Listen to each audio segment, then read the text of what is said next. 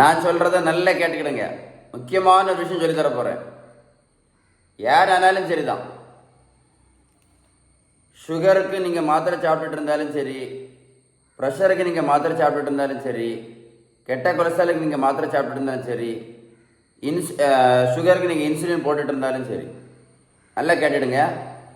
Sugar, pressure, cholesterol இந்த 3 நோயும் எதனால் வருதுன்னு கேட்டால் இன்றைக்கி நிறைய பேருக்கு பதில் தெரியாது.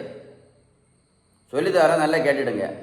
சுகரு, ப்ரெஷர், கொலஸ்ட்ரால் இதுக்கு வர்றதற்கு ஒரே ஒரு காரணம் தான். அந்த காரணத்துக்கு பேர் தான் இன்சுலின் ரெசிஸ்டன்ஸ். இதை வேணாலும் எழுதி எடுத்துக்கிடுங்க. Insulin resistance. ஒரு ஆளுக்கு ஏன் சுகர் வருது, ஒரு ஆளுக்கு ஏன் ப்ரெஷர் வருது, ஒரு ஆளுக்கு ஏன் கெட்ட கொலஸ்ட்ரால் வருதுன்னு கேட்டால் பதில் இன்சுலின் ரெசிஸ்டன்ஸ் தான். சரியா? எழுதி வச்சுடுங்க.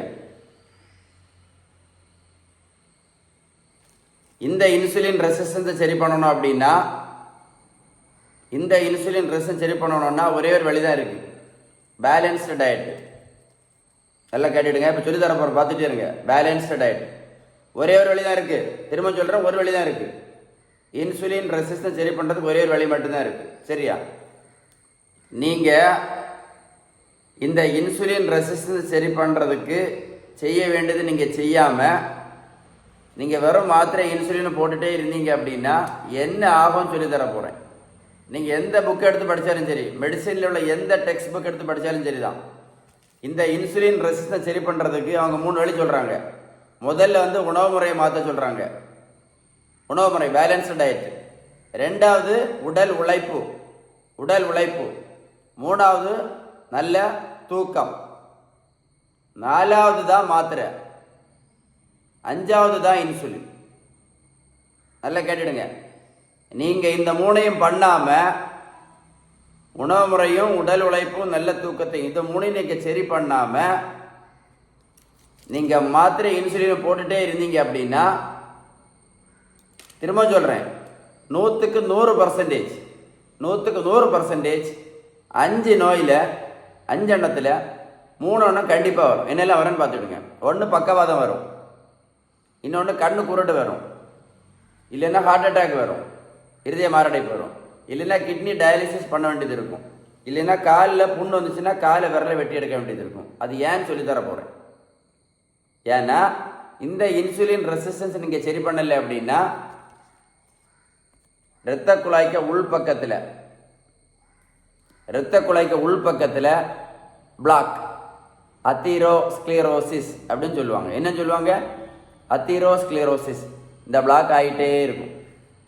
இங்கே பிளாக் ஆச்சுன்னா பக்கவாதம், கண்ணுக்கு போட்ட இரத்த குழாய் பிளாக் ஆச்சுன்னா கண்ணு குருடு, இருதயத்துக்கு போகிற இரத்த குழாய் பிளாக் ஆச்சுன்னா இருதய மாரடைப்பு, கிட்னி போன்ற இரத்த குழாயில் உள்ள பிளாக் ஆச்சுன்னா கிட்னி டயாலிசிஸ், காலு போன்ற இரத்த குழாய்க்கு உள்பக்கம் பிளாக் ஆச்சுன்னா காலை விரலை வெட்டி எடுப்பாங்க. உங்களுக்கே தெரியும், இங்கே பிளாக் ஃபுல்லாக பிளாக் ஆச்சுன்னா கீழே என்ன இருக்காது, இரத்த ஓட்டம் இருக்காது. திரும்ப சொல்கிறேன், நீங்கள் இன்சுலின் ரெசிஸ்டன்ஸை சரி பண்ணாமல் எந்த புக்கில் வேணாலும் படித்து பாருங்கள், இன்சுலின் ரெசிஸ்டன்ஸ் சரி பண்ணுறதுக்கு முதல்ல 3 வழி தான் சொல்லியிருக்காங்க. முதல்ல அவங்க சொல்லியிருக்கிறது உணவு முறை தான் மாற்ற சொல்லியிருக்காங்க, பேலன்ஸ்டு டயட். ரெண்டாவது உடல் உழைப்பு, மூணாவது மாத்திரை, மூணாவது நல்ல தூக்கம், நாலாவது தான் மாத்திரை, அஞ்சாவது தான் இன்சுலின். நீங்கள் இந்த 3ஐயும் பண்ணாமல் இந்த மாத்திரை இன்சுலினை போட்டுகிட்டே இருந்தீங்க அப்படின்னா 100க்கு 100% நான் சொன்ன 5 விஷயத்தில் 3 ஒன்றும் கண்டிப்பாக வரும். அதனால் உணவு முறையை மாற்றணுமா இல்லை எடுத்த உடனே மாத்திரை இன்சுலின் போடணுமான்னு நல்லா முடிவு பண்ணிட்டு போடுங்க. இந்த உலகத்தில் உணவு முறை சரி பண்ணாமல்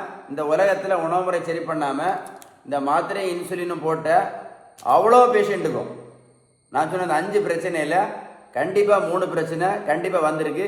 நீங்களே உங்கள் பக்கத்து வீட்டில் எதாவது விசாரிச்சு பாருங்கள், கரெக்டாக சொல்லுவாங்க. ஏன்னா ரொம்ப ஆபத்தானதுக்கு பேர் தான் இன்சுலின் ரெசிஸ்டன்ஸ். வீட்டில் முதல்ல சொன்னேன்ல, இன்சுலின் ரெசிஸ்டன்ஸ். உங்களுக்கு பேலன்ஸ்டு டயட்டை பற்றி ஏதாவது உதவி வேணும் அப்படின்னா கண்டிப்பாக இந்த நம்பரை கால் பண்ணி பேசுங்க. இந்த வீடியோ உங்கள் ஃப்ரெண்ட்ஸுக்கு யாருக்கா ஷேர் பண்ணி கொடுங்க. சும்மா ஷேர் பண்ணி விடுங்க, யாருக்காவது இந்த வீடியோ யூஸ்ஃபுல்லாக இருக்கும். இந்த வீடியோ ஷேர் பண்ணி விடுங்க. யாருக்காவது ஒரு ஆளுக்காவது யூஸ்ஃபுல்லாக இருக்கும். இந்த தம்பி பாருங்க, 70 கிலோ வெயிட் குறைச்சிருக்கேன். 140லேருந்து 70 கிலோ. நான் ப்ரோட்டீன் பவுடரும் கொடுக்கல, மாத்திரையும் கொடுக்கல, ஜூஸும் கொடுக்கல, ஊசியும் போடல. இந்த தம்பி போய் நான் போய் ரோட்டில் போய் நான் ஓடக்குன்னு சொல்லலை.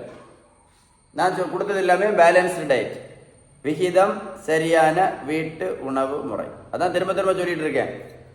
ரொம்ப ரொம்ப ஆபத்தானது தான் என்னது ஆபத்தானது என்னது? Insulin resistance. இந்த இன்சுலின் ரெசிஸ்டன்ஸ் என்ன பண்ணும்? நீங்கள் உணவு முறையை மாற்றாமல், உடல் உழைப்பும் சரியாக பண்ணாமல், நல்ல தூக்கமும் கரெக்டாக பண்ணாமல், நீங்கள் இதை மட்டும் அப்படியே வச்சுக்கிட்டே இருந்தீங்க அப்படின்னா என்ன ஆகும்? இரத்த குழாய்க்கு உள்பக்கத்தில் என்ன வரும்? இந்த பிளாக் வரும். பிளாக்கு பேர் என்ன? அத்தீரோஸ்க்ளியரோசிஸ். இந்த வீடியோ கண்டிப்பாக ஒரு கூட போட்டு கேளுங்க. இந்த வீடியோ உங்கள் ஃப்ரெண்ட்ஸுக்கு சும்மா ஷேர் பண்ணி விடுங்க, யாருக்காவது பிரயோஜனமாக இருக்கும். ஒரு கூட போட்டு கேட்டிங்கன்னா உங்களுக்கே யூஸ்ஃபுல்லாக இருக்கும். உங்கள் பிள்ளைகளுக்கெல்லாம் சொல்லிக் கொடுங்க. இன்சுலின் ரெசிஸ்டன்ஸ் ரொம்ப ரொம்ப ஆபத்தானது அப்படின்னு சொல்லிக் கொடுங்க. ஓகேவா?